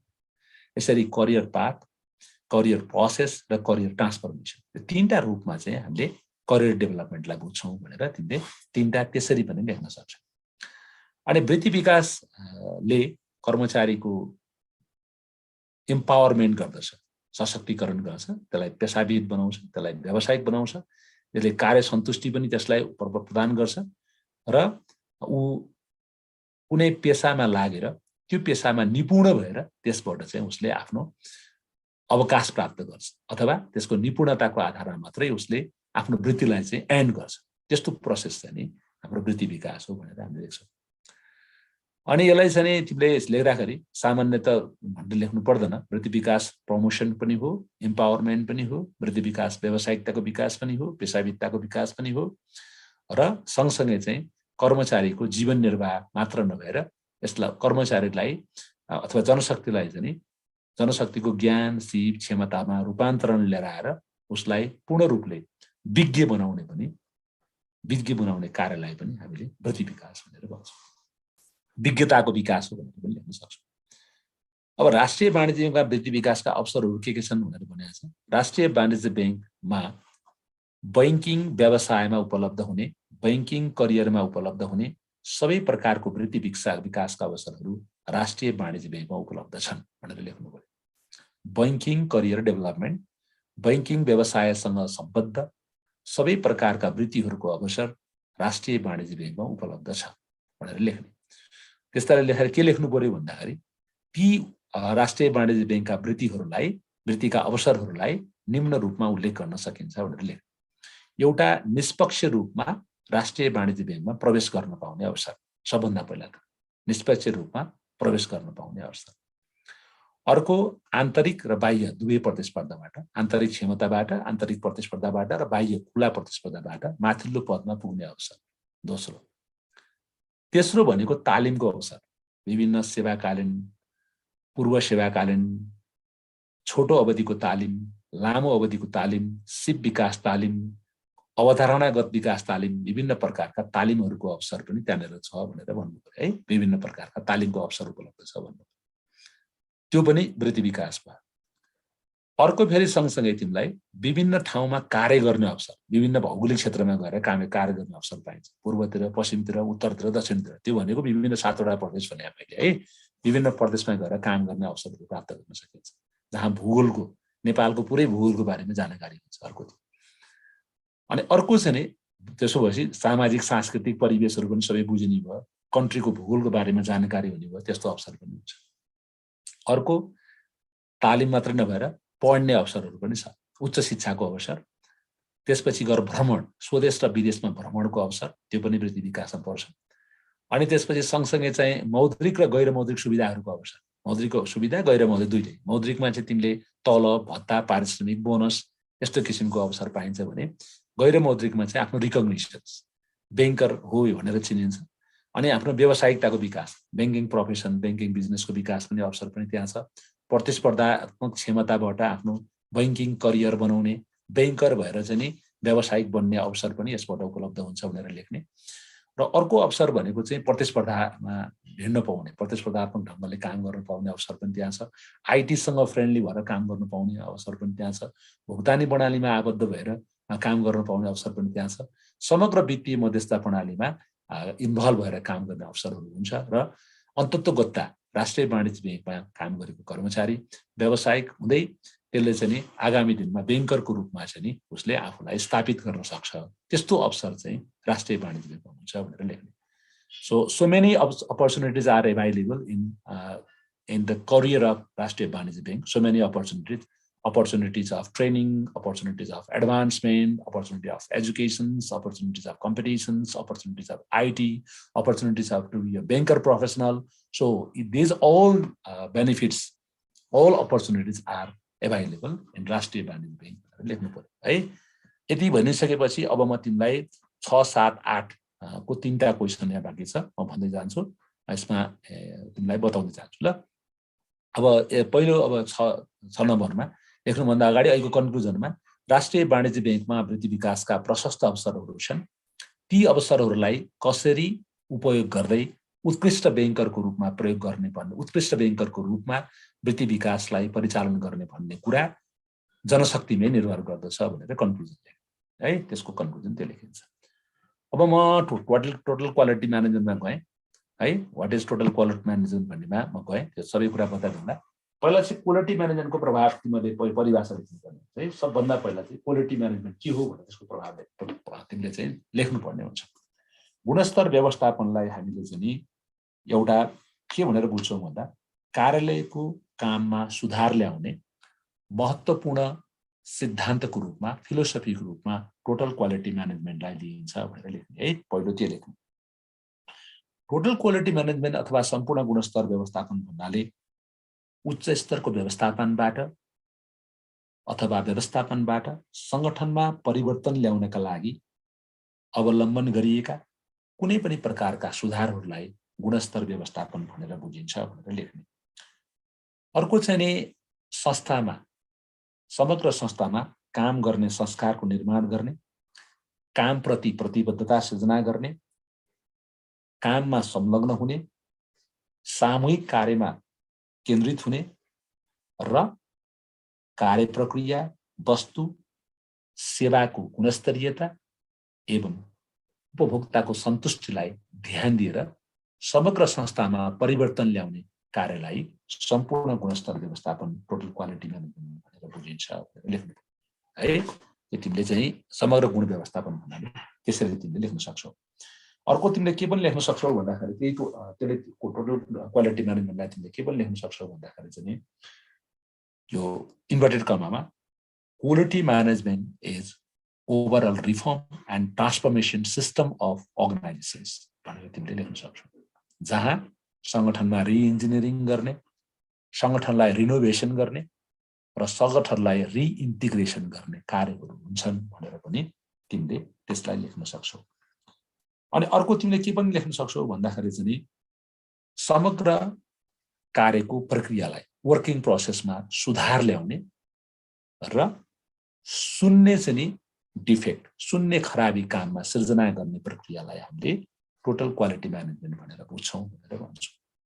त्यसलाई इन्भर्टेड कमामा लेख्न सक्छौ। तिमीले के भनेर लेख्न सक्छौ भन्दाखेरि चाहिँ तिमीले इन्भर्टेड कमामा लेख्दाखेरि चाहिँ continuous improvement in work process as well as transformation of organisation culture, त्यो चाहिँ टोटल क्वालिटी म्यानेजमेन्ट भनेर तिमीले त्यो इन्भर्टेड कमामा पनि लेख्न सक्छ। त्यसरी चाहिँ टोटल क्वालिटी म्यानेजमेन्टलाई तिमीले लेख्नु पर्यो। टोटल क्वालिटी म्यानेजमेन्टमा चाहिँ विशेष गरिकन टप लेभल म्यानेजमेन्टको कमिटमेन्ट हुन्छ, कस्टमरलाई फोकस गरिन्छ, इम्प्लोइको इन्भल्भमेन्ट हुन्छ र सँगसँगै चाहिँ यसमा चाहिँ तिम्रो चाहिँ निरन्तर सुधारको कार्यहरू गरिएको हुन्छ, उपभोक्ताको सन्तुष्टिलाई ध्यान दिएको हुन्छ। त्यस्तो किसिमको कुराहरू चाहिँ हाम्रो टोटल क्वालिटी म्यानेजमेन्टमा त्यस्तो कुरामा जोड दिएको हुन्छ भनेर तिमीले लेख्नु पर्यो। त्यति लेखिसकेपछि टोटल क्वालिटी म्यानेजमेन्टलाई केले असर गर्छ भन्ने कुरामा हामी जाउँ। संस्थाको गुणस्तर व्यवस्थापनमा विभिन्न कुराहरूले प्रभाव पार्ने गर्दछ। Various factors are responsible to affect the total quality management. है, टोटल क्वालिटी म्यानेजमेन्टलाई प्रभाव पार्ने तत्त्वहरू चाहिँ विभिन्न हुन्छन्। विभिन्न तत्त्वहरूले चाहिँ टोटल क्वालिटी म्यानेजमेन्टलाई प्रभाव पार्छ। त्यो म्यानेजमेन्टले प्रभाव पार्ने तत्त्वहरू के होता भनेर भन्यो भने एउटा इन्भाइरोमेन्ट, वर्किङ इन्भाइरोमेन्टले टोटल क्वालिटी म्यानेजमेन्टलाई प्रभाव पार्छ कि हाम्रो कस्तो किसिमको कार्य वातावरणमा हामी काम गर्छौँ। अर्को चाहिँ हामीले क्वालिटीप्रति चाहिँ हाम्रो सोच के छ, कस्तो सोच चाहिँ हामीले क्वालिटीप्रति राख्छौँ, समग्र संस्थाको सोच चाहिँ नि क्वालिटीप्रति कस्तो छ भन्ने कुराले पनि attitude of organisation towards quality त्यसले पनि प्रभाव पार्छ। तेस्रो चाहिँ टोटल क्वालिटी म्यानेजमेन्टलाई प्रभाव पार्ने भनेको चाहिँ कस्टमरको निड एक्सपेक्टेसन्स के छ त्यसले पनि प्रभाव पार्छ। निड एन्ड एक्सपेक्टेसन अफ कस्टमरले पनि प्रभाव पार्छ। अर्को चाहिँ क्वालिटी कन्ट्रोल, हामीले कस्तो किसिमको क्वालिटी कन्ट्रोलको मेकानिजम बनाउँछौँ, गुणस्तर नियन्त्रणको लागि हामीले कस्तो किसिमको कुराहरू अवलम्बन गर्छौँ त्यसले पनि यसमा हाम्रो प्रभाव पार्छ भनेर हामीले भन्छौँ। अर्को त्यसले के प्रभाव पार्छ भन्दा लिडरसिप चाहिँ कतिको कमिटमेन्ट छ, टोटल क्वालिटीपट्टि चाहिँ लिडरसिप कतिको कमिटमेन्ट छ। लिडरसिपको कमिटमेन्ट चाहिँ अर्को एउटा तत्त्व हो जसले चाहिँ टोटल क्वालिटी म्यानेजमेन्टमा प्रभाव पार्छ। अर्को चाहिँ डिसिजन, हामी चाँडो डिसिजन लिन्छौँ कि ढिलो डिसिजन लिन्छौँ त्यसले पनि क्वालिटी म्यानेजमेन्टमा प्रभाव पार्छ। त्यस्तै अर्को क्वालिटी म्यानेजमेन्टमा टोटल क्वालिटी म्यानेजमेन्टमा प्रभाव पार्ने चाहिँ रिसर्च एन्ड इनोभेसन। हामी निरन्तर संस्थामा चाहिँ रिसर्च एन्ड इनोभेसन हुन्छ कि हुँदैन भन्ने कुराले पनि हाम्रो रिसर्च एन्ड इनोभेसनको निरन्तरता छ वा छैन भन्ने कुराले पनि यसलाई प्रभाव पार्छ। अर्को चाहिँ सँगसँगै चाहिँ हामीले के पनि भन्छौँ भने CIT system, just in time तुरुन्तै काम गर्ने सिस्टम छ कि छैन, हामीले काम चाहिँ आउटसोर्सिङ गर्छौँ कि गर्दैनौँ, टुल्स पनि पर्छ त्यसमा, त्यसलाई टुल्स पनि भन्नु सक्छ त्यो TQM को, त्यो पनि चाहिन्छ, त्यो ठिक छ कि छैन। टुल्सहरू चाहिँ TQM को टोटल क्वालिटी म्यानेजमेन्टको चाहिँ टुल्सहरू उपयुक्त छन् कि छैनन् भन्ने कुराले पनि यसलाई प्रभाव पार्छ। What tools we are using for total quality management, त्यसले पनि यसलाई हाम्रो प्रभाव पार्छ। अनि हामी कस्तो स्टेपबाट चाहिँ टोटल क्वालिटी म्यानेजमेन्ट गर्छौँ। टोटल क्वालिटी म्यानेजमेन्टको स्टेपहरू हुन्छ क्या, PDCA भन्छ, प्लान डु चेक एक्ट भन्ने, त्यो तरिकाले हामीले यो क्वालिटी म्यानेजमेन्ट गर्छौँ कि गर्दैनौँ भन्ने कुरा पनि त्यसले पनि यसलाई प्रभाव पार्छ भनेर लेख्नु पर्यो। अर्को चाहिँ यसलाई प्रभाव पार्ने भनेको हाम्रो प्रोडक्सन प्रोसेस, संस्थाको प्रोडक्सन प्रोसेस र सँगसँगै चाहिँ यसको चाहिँ production process, distribution system, marketing system कस्तो छ र कस्टमरको चाहिँ रेस्पोन्स, कस्टमरलाई गरिने रेस्पोन्स चाहिँ कस्तो हुन्छ भन्ने कुराले पनि यसलाई प्रभाव पार्छ। यी कुराहरू चाहिँ सम्पूर्ण गुणस्तर व्यवस्थापनलाई, समग्र गुणस्तर व्यवस्थापनलाई प्रभाव पार्ने तत्त्वहरू हुन् भनेर लेख्नु पर्यो। त्यसैले संस्थामा गुण व्यवस्थापनलाई ध्यान दिँदा, गुण व्यवस्थापनको बारेमा छलफल गर्दा, बहस गर्दा यी तत्त्वहरूलाई ध्यान दिएर समग्र गुणस्तर व्यवस्थापनको सञ्चालन गर्नुपर्ने हुन्छ भनेर हामीले कन्क्लुजन लेख्न सक्छौँ। यति कुरा चाहिँ हामीले लेख्नु पर्यो यसमा है। यो चाहिँ नि मैले कसलाई बताएँ भने यो तिमीहरू सबैलाई, जतिजना मान्छे चाहिँ 165 जना छ यहाँ, तिमीहरू सबैलाई मैले बताएँ है त। यो अर्को चाहिँ नि मैले यसको सँगसँगै चाहिँ मैले केलाई बताएँ भन्दाखेरि अर्को चाहिँ नि अब अर्को क्वेसनमा हामी जान्छौँ। कसैलाई तिमीहरूलाई सोध्नु छ भने यहाँनिर यो फिडब्याकमा यहाँ तिमीलाई आउँछ, यहाँ हात ठडाउनु भन्दा पनि यहाँनिर तिमीले यहाँ च्याटमा सोध्न सक्छ क्या। च्याट खुला गरेको छैन र यिनीहरूलाई मैले यहाँनिर सोधेँ, मास्टर यिनीहरूलाई यहाँ च्याटमा पनि खुला गर्न सोध्नलाई चाहिँ दिए हुन्छ है। यहाँ यिनीहरूले केही लेख्न पाएर हात मात्रै ठडाएको देखिरहेको थिएँ। अब हामीले वाणिज्य बैंकका कामहरूको उल्लेख गर्दै यसको ऐतिहासिक विकास क्रमबारे बताउनुहोस् भनेर भनेको छ। Explain the historical development of commercial bank and explain it's function भनेर भन्दाखेरि हामीले पहिला वाणिज्य बैंकको बारेमा लेख्नु पर्यो। वाणिज्य बैंकलाई हामीले वित्तीय मध्यस्थताको कार्य गर्ने, अप्रत्यक्ष वित्तको कार्य गर्ने संस्थाहरूलाई वाणिज्य बैंकको रूपमा बुझिन्छ भनेर लेख्ने। त्यसलाई तिमीले बैंक भन्ने यो शब्दबाट आएको हुने लेख्नु पर्दैन, सिधै चाहिँ वाणिज्य बैंकको बारेमा लेख्दा भइहाल्छ। वित्तीय मध्यस्थताको कार्य गर्ने संस्थाहरूलाई बैंक वित्तीय संस्थाहरू भनेर बुझिन्छ र विशेष गरिकन छोटो अवधिको कर्जा लिएर छोटो अवधिकै ऋण प्रवाह गर्ने उद्देश्यले स्थापित बैंकहरू वाणिज्य बैंकहरू हुन् भनेर तिमीले लेख्न सक्छौ। व्यावसायिक कर्जा प्रवाह गर्ने उद्देश्यले स्थापित बैंकहरूलाई वाणिज्य बैंक भनेर भनिन्छ। वाणिज्य बैंक भन्ने अलि थोरै लेख्ने यसको बारेमा। र वाणिज्य बैंकले विभिन्न प्रकारका कामहरू गर्छ भनेर कामहरू लेख्नु पर्यो। निक्षेप सङ्कलन गर्ने, कर्जा प्रवाह गर्ने, एजेन्सी सम्बन्धी कार्य गर्ने, तिमी सबै लेख्न सक्छौ। भुक्तानी सम्बन्धी कार्य गर्ने, इकोनोमीलाई मोनिटाइजेसन गर्ने कार्य पनि यसले गर्छ। हाम्रो चाहिँ बैंक वित्तीय संस्थाको बाफी आय भएको 36 वटा कार्यहरू सबै मिलाएर तिमीले लेख्न सक्छौ है। र त्यसपछि गएर चाहिँ यसले हाइपोथिकेसन कर्जा उपलब्ध गराउने कार्य पनि गर्छ, विदेशी विनिमयको कारोबार गर्ने काम पनि गर्छ, लेटर अफ क्रेडिट लगायतका कुराहरू, बैंक ग्यारेन्टी, बैंक वारेन्टीहरू उपलब्ध गराउने कार्य पनि गर्छ, भुक्तानी प्रणालीको कार्य पनि गर्छ, रेमिटेन्सको व्यवस्थापन गर्ने कार्य पनि गर्छ। यसरी तिमीले वाणिज्य बैंकको कामहरू लेख्न सक्छौ है। अहिले मैले भनेको कुराहरू र प्लस चाहिँ तिमीले ऐनबाट हेरेर लेख्न सक्छौ।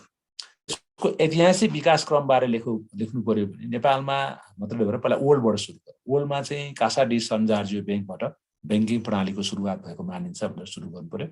त्यसपछि गएर bank of America, bank of Geneva, bank of England र बैंक अफ इङ्ल्यान्ड चाहिँ आधुनिक बैंकिङ क्रममा आएको चाहिँ बैंक अफ इङ्ल्यान्ड हो भनेर भन्नु पर्यो। विश्वमा चाहिँ यो बाटो सिस्टमसँगै औद्योगिक क्रान्तिपछि नै ठुलो मात्रामा ठुलो परिमाणका बैंकहरू स्थापना हुन सुरु गरेको भनेर भन्ने। र 90को दशकदेखि यता आएपछि भने कर्पोरेट बैंकको रूपमा चाहिँ ठुला बैंकहरू चाहिँ संसारभरि नै स्थापना हुने घोडबाजी चल्यो। यस्ता बैंकहरूमा जस्तै अहिले bank of America, merely Lynch भनेर भन्छ, त्यसपछि गएर चाइना सङ्घाई बैंक लिमिटेड भन्छ, CBSC हैन, China and Shanghai bank limited भन्ने, अनि ICIC बैंक, इन्डियाको ICIC बैंकहरू, विश्वका राबो बैंक भन्ने विभिन्न वाणिज्य बैंकहरू चाहिँ विश्वका ठुला बैंकहरूले कर्पोरेट हाउसको रूपमा, कर्पोरेट सेक्टरमा लिडिङ बैंकको रूपमा चाहिँ अहिले काम गर्दै गएका छन् भनेर लेख्ने, त्यसको बारेमा लेख्ने है। अनि त्यसपछि गएर नेपालमा छ। नेपालमा कमर्सियल बैंकको इतिहासको सुरुवात चाहिँ नि नेपाल बैंक लिमिटेडबाट हुन्छ भनेर सुरु गर्दा हुन्छ। त्योभन्दा अगाडि हाम्रो मर्चेन्टहरूले, व्यापारीहरूले, सराफहरूले बैंकिङ सम्बन्धी काम गर्थ्यो। त्यो हामीले लेख्नु पर्यो। त्यो तिमीले अलिअलि थोरै लेख्यो भने धेरै छैन त्यो, थोरै मात्रामा, किनकि यहाँ टाइम धेरै लाग्छ नि त यो लेख्नलाई, त्यस कारणले त्यसको सानो बनाएको हुन्छ। अनि त्यसपछि गएर हाम्रो दुईटा तिनटा बनाउनु पर्यो। त्यसपछि चाहिँ हाम्रो उदारीकरण सुरु भएपछि जोइन्ट भेन्चर ब्याङ्कहरूको सुरुवात भयो भनेर नोबेल ब्याङ्क लगायतको Nabil bank, Himalayan bank, Grindlays bank, investment bank, ग्रिनलेजलाई अहिले हामीले स्ट्यान्डर्ड चार्टर ब्याङ्क भन्छौँ, त्यो ब्याङ्कहरूको स्थापना भयो भनेर लेख। त्यो चाहिँ 1980s पछि उदारीकरण पछि। त्यसपछि गएर 2060 मा चाहिँ हाम्रो एकीकृत ऐन आयो। एकीकृत ऐन आएपछि सबै प्रकारको ऐनलाई चाहिँ एकीकृत गरेर एकीकृत ऐनको आधारमा बन्ने भएर कृषि विकास ब्याङ्क चाहिँ कम्पनी ऐनमा आयो र सबै ब्याङ्कहरू कम्पनी ऐन अन्तर्गत गयो। यसले चाहिँ अर्को एउटा डिपल्सर लिएर आयो, जहाँ कम्पनीको ब्याङ्कहरूको पुँजी बढ्ने, कम्पनीको रूपमा ब्याङ्कहरू जाने अवस्थाको सृजना भयो भनेर भन्ने,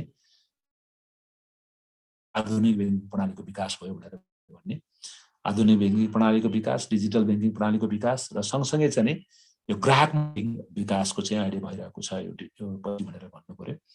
यसरी चाहिँ ब्याङ्किङको विकास हुँदै आएको छ भनेर कालखण्ड सहित बनाएर मैले नोट पनि लेखाइदिएको छु पहिला। त्यसरी चाहिँ तिमीले यसको ऐतिहासिक विकासक्रमको बारेमा लेख्नु पर्यो भने चाहिँ त्यो हिसाबले चाहिँ लेख्नु पर्यो है। ऐतिहासिक विकासक्रम गर्दा अगाडिको हाम्रो अलिकति लेख्दा हुन्छ। 1994 अगाडिको मनोजले अलिकति अगाडि लेख्दा हुन्छ कि सराफहरूबाट अथवा मर्चेन्डरहरूबाट आयो भनेर भन्ने।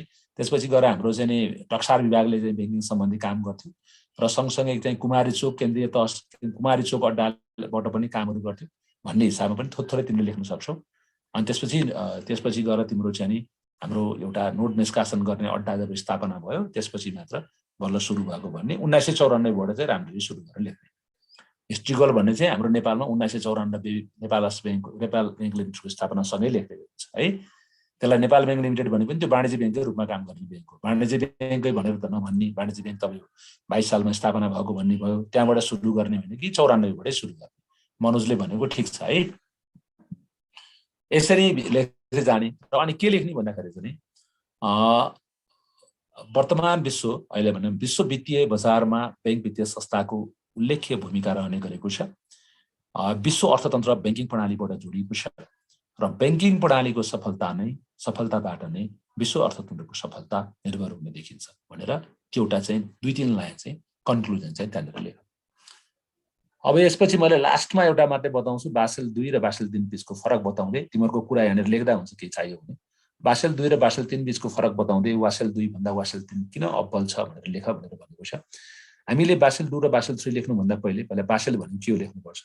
बासेललाई भन्नाले हामीले बासेल कमिटी फर ब्याङ्किङ सुपरभिजनद्वारा प्रतिपादित गरिएका बासेल एकर्डहरूलाई चाहिँ बासेल भनेर बुझिन्छ भनेर लेख्नु। बासेल कमिटी फर ब्याङ्किङ सुपरभिजनद्वारा प्रतिपादित गरिएका बासेल स्ट्यान्डर्डहरू ब्याङ्क तथा वित्तीय संस्थाहरूको नियमन र सुपरिवेक्षण गर्नका लागि बनाइएका मापदण्डहरूलाई नै बासेल भनेर बुझिन्छ। पहिला त्यो लेख्नु पर्यो हैन।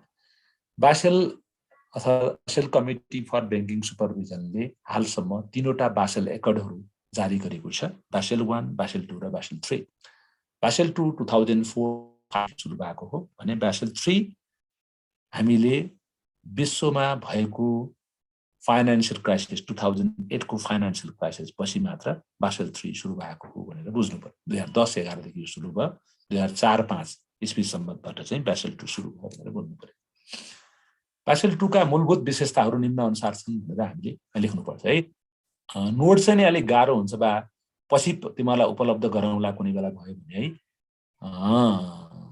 अब यो तिमीले यहाँ के लेखिरहेछ बासेलको बारेमा अहिले म बताउँदै छु। यो त्यो क्वेशन 7 को अहिले भन्दै होला ल कसले के भनेको छ भन्ने। अहिले बासेलको मात्रै बुझिराख है। अभिनय यादव त्यसपछि कुरा गरौँ। बासेलको यसरी लेख्नु पर्यो। अनि बासेल 2 का मूलभूत विशेषताहरूमा यसले 3 पिलर्समा जोड दिन्छ। एउटा चाहिँ नि 3 पिलरमा चाहिँ तिम्रो एउटा पुँजी पर्याप्तता भन्छ, क्यापिटल एडिक्वेसी भनेर भन्छ पहिलो पिलरमा चाहिँ। दोस्रो चाहिँ नि यसको सुपरभिजन भनेर भन्छ, रिभ्यू पनि भनेर भन्छ र तेस्रो चाहिँ मार्केट डिसिप्लिन भनेर भन्छ। त्यो 3टा पिलर चाहिँ नि बासेल 2 मा छ भनेर भनिन्छ। बासेल 2 ले संस्थाको क्यापिटललाई 2 भागमा बाँडेको छ, कोर क्यापिटल, सप्लिमेन्ट्री क्यापिटल र अर्को थर्ड पिलर पनि गाडेको थियो। प्राथमिक पुँजी, पूरक पुँजी र अन्य पुँजीको रूपमा चाहिँ यसले 3टा पुँजीको रूपमा चाहिँ वर्गीकृत गरेको थियो बासेल 2 ले भनेर पनि हामी भन्छौँ। र बासेल 2 ले चाहिँ के गर्यो भन्दाखेरि कर्जा जोखिम, बजार जोखिम र सञ्चालन जोखिम 3 प्रकारको जोखिममा चाहिँ ध्यान दिनुपर्छ भन्ने चाहिँ बासेल 2 को मान्यता रहेको थियो भनेर हामीले भन्यौँ।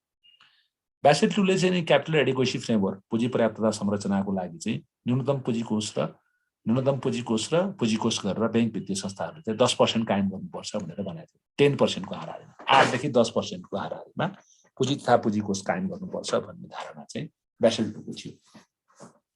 अर्को बेसल 2 ले चाहिँ के भन्थ्यो भन्दाखेरि चाहिँ बैंक वित्तीय संस्थाहरूले सुपरभिजन गर्ने बेलामा 3वटा एप्रोचमा गर्नुपर्छ भन्थ्यो। एउटा चाहिँ नि सुपरभिजन गर्ने बेलामा चाहिँ क्वान्टिटेटिभ एप्रोचबाट विभिन्न प्रकारको तथ्याङ्कहरू ल्याउने, त्यसको आधारमा सुपरभिजन गर्ने। अर्को रिस्कको आधारमा सुपरभिजन गर्ने, रिस्क बेस्ड सुपरभिजन पनि गर्ने, कहाँ कहाँ जोखिम छ र त्यो जोखिमलाई चाहिँ कसरी म्यानेज गर्न सकिन्छ भनेर रिस्कको आधारमा व्यवस्थापन गर्ने भन्ने पनि बेसल 2 मा थियो। र सँगसँगै बेसल 2 ले चाहिँ के पनि भनेको थियो भने डिस्क्लोज गर्नुपर्ने आफ्ना सूचनाहरू, बैंक वित्तीय संस्थाले आफ्ना सूचनाहरू पाक्षिक रूपमा चाहिँ सार्वजनिक गर्नुपर्ने कुराहरू पनि बेसल 2 मा थियो। यसरी बेसल 2 लाई चाहिँ नि बेसल 2 मा 3टा पिलर भयो, सुपरभाइजरी रिभ्यू, फाइनान्शियल डिस्क्लोजर र रिस्क म्यानेजमेन्ट। 3 किसिमको चाहिँ नि यसमा हाम्रो पिलरहरू थियो, 3टा पिलरहरू थियो। र यो 3टै पिलरहरूलाई कार्यान्वयन गर्नको लागि चाहिँ risk based approach, indicator approach र सुपरभाइजिङ एप्रोच, 3टै एप्रोचबाट चाहिँ रिस्कलाई मिनिमाइज गर्न सकिन्छ भन्ने यसको उद्देश्य रहेको थियो। यसले चाहिँ क्यापिटल एडिक्वेसी फ्रेमवर्क कायम गर्नुपर्छ र प्राइमरी क्यापिटल र सेकेन्डरी क्यापिटलको रूपमा पुँजीलाई वर्गीकरण गर्नुपर्छ भन्ने विशेषता पनि बेसल 2 ले गरेको थियो। बेसल 2 ले 1997 का 1997 मा एसियन मोनिटरी क्राइसिस, एसियामा भएको मौद्रिक सङ्कटलाई समाधान गर्नको लागि बेसल 2 ले ठुलो योगदान पुर्याएको थियो। बेसल 1 मा भएका विभिन्न कमीहरूलाई पनि यसले पुरा गरेको थियो। बेसल 1 ले चाहिँ मात्र चाहिँ सञ्चालन जोखिममा जोड दिएको थियो भने यसले मार्केट रिस्क, त्यसपछि बजार जोखिमलाई पनि यसले जोड दिएको थियो। यो बृहत पनि थियो र यसले चाहिँ रिस्क वेटेड एसेट्सलाई चाहिँ बेसल 1 मा चाहिँ 5 भागमा मात्रै बाँडिएको थियो जोखिम भारित सम्पत्तिलाई भन्ने। यसले जोखिम भारित सम्पत्तिलाई यसले वासलात भित्र र बाहिरका कारोबार गरी विभिन्न भागमा बाँडेको थियो। त्यस कारणले चाहिँ बेसल 2 चाहिँ विभिन्न प्रकारका ब्याङ्किङ प्रणालीमा रहेका समस्याहरू समाधान गर्नको लागि चाहिँ उत्कृष्ट नै थियो भन्ने हिसाबले, ठिक थियो भन्ने हिसाबमा हामीले विश्लेषण गर्नुपर्ने हुन्छ भनेर लेख्नु। बेसल 3 चाहिँ नि हामीले के लेख्नु पर्यो भन्दाखेरि चाहिँ बेसल 3 भन्दा बित्तिकै हामीले चाहिँ एकछिनमा बताइदिनुलाई, तिम्रो प्रश्नको उत्तर बुझिसक्यो। बेसल तिमीहरूको प्रश्नको उत्तरमा बताइदिइहाल्छु, त्यहाँ लेखेर मन राख। बेसल 3 चाहिँ वित्तीय सङ्कट 2008 को वित्तीय सङ्कटपछि आन्तरिक र बाह्य वित्तीय सङ्कटहरू समाधान गर्ने उद्देश्यले बेसल 3 आएको हो। बेसल 2 ले इन्टरनेसनल रूपमा हुने कुनै पनि वित्तीय सङ्कटहरूको समाधान गर्न सक्ने क्षमता बेसल 2 मा थिएन, किनकि बेसल 2 मा क्यापिटल एडिक्वेसीका पर्याप्त प्रावधानहरू थिएनन्। बेसल 2 ले चाहिँ माइक्रो र माइक्रो, सूक्ष्म र बृहत विवेकशील नियमनको कुराहरू बेसल 2 मा थिएनन्। र सँगसँगै चाहिँ बेसल 2 ले चाहिँ आन्तरिक र बाह्य पुँजी कसरी राम्रो बनाउने, आन्तरिक र बाह्य चाहिँ बैंकको जोखिमलाई कसरी कम गर्ने भन्ने कुराहरू चाहिँ बेसल 2 मा थिएन। त्यस कारणले बेसल 3 को डेभलप भएको हो भनेर लेख्नु पर्यो। बेसल 3 मा केही मूलभूत विशेषताहरू छन् जसको कारणले बेसल 3 लाई बेसल 2 को भन्दा उत्कृष्ट रूपमा लिन सकिन्छ। यस्ता विशेषताहरूमा भनेर बेसल 3 को म 4-5 वटा विशेषता भन्छु। सबभन्दा पहिला बेसल 3 ले चाहिँ पुँजी आधार बढायो, बैंक वित्तीय संस्थाको पुँजी आधार बढ्नुपर्छ भन्ने चाहिँ बेसल 3 को मान्यता हो। बैंक वित्तीय संस्थाको पुँजी आधार बढ्यो भने मात्र बैंक बलियो हुन्छ भन्ने यसको मान्यता थियो, पुँजी आधार बढायो। अर्को यसले पुँजी पर्याप्तता संरचनाको लागि चाहिँ कन्जर्भेसन बफर क्यापिटल र काउन्टर साइक्लिकल बफर क्यापिटलको व्यवस्था गर्यो, जुन बेसल 2 मा थिएन। कन्जर्भेसन बफर भनेको देशभित्र हुने वित्तीय सङ्कटको समाधान गर्नको लागि, काउन्टर साइक्लिकल बफर भनेको अन्तर्राष्ट्रिय रूपमा हुने वित्तीय सङ्कट समाधान गर्नको लागि। यो कन्जर्भेसन बफर र काउन्टर साइक्लिकल बफरको व्यवस्था बेसल 3 मा गरिएको थियो, जुन बेसल 2 भन्दा उत्कृष्ट। तेस्रो, 3 मा कोर क्यापिटललाई, प्राइमरी क्यापिटललाई पनि कोर इक्विटी र इक्विटी गरेर फर्दर यसले डिभाइड गर्यो। बेसल 2 मा चाहिँ कोर क्यापिटल मात्रै थियो, इक्विटी, कमन इक्विटी र टोटल इक्विटी भनेर छुट्याइएको थिएन भने यसले कोर क्यापिटललाई पनि कमन इक्विटी र अदर इक्विटी गरेर क्यापिटललाई छुट्याउने काम पनि यसले गर्यो। अर्को, बैंक वित्तीय संस्थाहरूले कर्जा प्रवाह गर्दा लिभरेज रेसियोको प्रयोग गर्नुपर्छ भनेर भन्यो। लिभरेज रेसियो 3 भन्दा बढी नहुने गरेर, 3 र 4 को हाराहारी भन्दा बढी नहुने गरेर लिभरेजको प्रयोग गरेर चाहिँ बैंक वित्तीय संस्थाहरूले कर्जा प्रवाहमा लिभरेजको प्रयोग गर्नुपर्छ भन्ने कुरा पनि यसले लिभरेजको प्रयोग पनि गरायो बेसल 3। अर्को, बेसल 3 को अर्को प्रावधान भनेको यसमा चाहिँ माइक्रो र म्याक्रो प्रुडेन्शियल रेगुलेसनहरूलाई अथवा सूक्ष्म र बृहत चाहिँ विवेकशील नियमन दुईवटै प्रयोग गर्नुपर्छ भनेर बेसल 3 ले त्यो पनि भन्यो। अर्को क्यापिटल एडिक्वेसी रेसियो चाहिँ 2015 फ्रेमवर्कमा राख्नुपर्छ भनेर 2015 को फ्रेमवर्कको आधारमा क्यापिटल एडिक्वेसी फ्रेमवर्कमा जानुपर्छ भनेर यसले त्यो पनि जान्यो। यसको सँगसँगै चाहिँ बैंकिङ व्यवसायसँग सम्बन्धित कर्जा जोखिम, सञ्चालन जोखिम, व्यवस्थापकीय जोखिम, प्रणालीगत जोखिम, त्यो जोखिमहरू पनि यसले त्यो जोखिमहरूको व्यवस्थापन गर्ने काम पनि बेसल 3 मा भयो। बेसल 3 ले बैंक वित्तीय संस्थासँग भएका सबै प्रकारको जोखिमहरू, कर्जा जोखिम, बजार जोखिम, सञ्चालन जोखिम, प्रणालीगत जोखिम, बाह्य जोखिम र सँगसँगै चाहिँ माइक्रो र माइक्रो जोखिमहरू, यो दुवै प्रकारको सबै प्रकारको जोखिमहरूको व्यवस्थापन गर्ने प्रणाली र स्ट्रेस टेस्ट गर्न, बैंक वित्तीय संस्थाको दबाव परीक्षण गर्ने र सँगसँगै दबाव परीक्षण मात्रै नभएर फुल अडिट पनि गर्ने बैंक वित्तीय संस्थाहरू र सिस्टमेटिकली प्रणालीगत चाहिँ ठुला बैंकहरूको चाहिँ विशेष निगरानी गर्दै हेर्ने। जुन बैंकहरू ठुला छन् त्यस्तो ठुला बैंकहरूमा प्रणालीगत जोखिम हुन्छ भनेर त्यसलाई छुट्टै चाहिँ सुपरभिजन गर्नुपर्छ भन्ने किसिमको प्रावधान समेत बेसल 3 मा छ। त्यसकारणले बेसल 3 बेसल 3.2 भन्दा उत्कृष्ट छ भनेर हामीले बुझ्नुपर्छ। यो स्लाइडमा उत्तर भन्ने होइन, यो जीवन भाइ यो पढाएको होइन। कस्तो कस्तो मूर्ख केटाकेटी छ भने क्वेसन्सको उत्तर दिएको, क्वेसनको उत्तर है स्लाइडमा त्यहाँ हेर न, स्लाइडमा क्वेसन अघि दिइराकै थियो, तिमीले तीबाट हेर न क्वेसनको उत्तर गरे। यी विभिन्न आधारमा हाम्रो चाहिँ बेसल 2 भन्दा बेसल 3 यी विभिन्न आधारहरूमा उत्कृष्ट छ, ठीक छ भनेर हामीले भन्न सक्छौँ। त्यसैले अहिले संसारभरि नै बैंकिङ प्रणालीमा बेसल 3 लागू भएको छ। बेसल 3 ले 1 र 2 दुवैका सीमितताहरूलाई पूरा गर्दै विश्व बैंकिङ प्रणालीलाई स्थायी, दिगो, भरपर्दो, विश्वसनीय र बैंकिङ प्रणालीमा हुने कुनै पनि प्रकारका समस्याहरू सम्बोधन गर्न सक्ने गरी बेसल 3 का प्रावधानहरू लागू गरिएको छ र यसबाट उत्कृष्ट बैंकिङ प्रणाली, विश्व बैंकिङ प्रणालीको विकास गर्न सकिन्छ भन्ने कुराको विश्वास गर्न सकिन्छ भनेर लेख्नु। स्लाइड चाहिँ नि क्वेसनको हो कि उत्तरको होइन। यहाँ क्वेसनको स्लाइड देखेन रे ल, एकबारे क्वेसनको स्लाइड हालिदिनु पर्यो है। अब यो तिम्रो बेसल 1 2 3 सकिएपछि अर्को कुनै क्वेसन छ जस्तो मलाई लाग्दैन है। अहिले 8 को मैले गरिरहेको छु, अब 7 को यहाँ तिमीले दिएको म उत्तर बताइदिन्छु। 7 को अलि राम्रोसँग भन्दै भनेर यहाँ कुन चाहिँले भन्नुभएको थियो एउटा भाइले। अब एउटा चाहिँ नि यो गीताले सोधेको प्रश्नको उत्तरबाट म माथि जाउँला, अरू कसैको प्रश्न भयो त्यहाँ राख्नु, 10 5-7 मिनेटमा प्रश्नको कुरा गर्छु, त्यसपछि एन्ड गरौँ। What types of financial institutions have to face nowadays as per Basel 2? How is capital adequacy ratio calculated of a commercial bank? Clarify भनेर लेखेको छ। अब यो what type of financial institution होइन, what type of financial risk होला।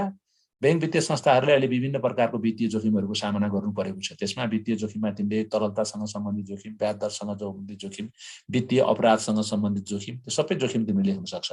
वित्तीय बजारका जोखिम, वित्तीय बजारमा हुने उतार चढावका जोखिम, त्यो सबै तिमीले लेख्नुपर्ने हुन्छ। बेसल 2 को क्यापिटल एडिक्वेसी रेसियो चाहिँ क्याल्कुलेटेड कमर्सियल बैंकको चाहिँ कसरी गरिन्छ त भन्दाखेरि चाहिँ हामीले प्राथमिक पुँजी अनुपात चाहिँ 5% र टोटल क्यापिटल एडिक्वेसी रेसियो 10% राखेर गर्छौँ भनेर बुझ्नु पर्यो है। टोटल क्यापिटल बेसल 2 मा चाहिँ क्यापिटल एडिक्वेसी रेसियो 10% हुन्छ भने प्राइमरी क्यापिटल रेसियो चाहिँ 5% हुन्छ कमर्सियल बैंकको बेसल 2 अनुसार भनेर चाहिँ लेख्न चाहिँ हामी सक्छौँ। गीताले भनेको कुरा हो है। त्यति कुरा चाहिँ मैले गीताको प्रश्नको उत्तर दिएँ। भर्खर जोइन हुने मान्छेको त उत्तरै छैन भाइ। अब यहाँ चाहिँ नि क्वेसन 8 को मैले गरेँ, 7 को चाहिँ राम्ररी भन्दै भनेर अभिले भनेको थियो, म बताइदिने भए। 7 नम्बरको क्वेसन अभि भन्ने मान्छेले गर्दा कसरी गर्नु पर्यो भन्दाखेरि चाहिँ नि तिमीले पहिला चाहिँ नि तिमीले वाणिज्य बैंक भनेको लेख्नु पर्यो, थोरै पहिला बैंकको बारेमा, बैंक भनेको वित्तीय मध्यस्थता कार्य गर्ने संस्थाहरूलाई बैंक भनिन्छ भनेर लेख्ने। अर्को छोटो अवधिको कर्जा तथा बचत स्रोत साधन सङ्कलन गरी छोटो अवधिमा लगानी र कर्जा प्रवाह गर्ने बैंकहरू वाणिज्य बैंकहरू हुन् भनेर लेख्ने।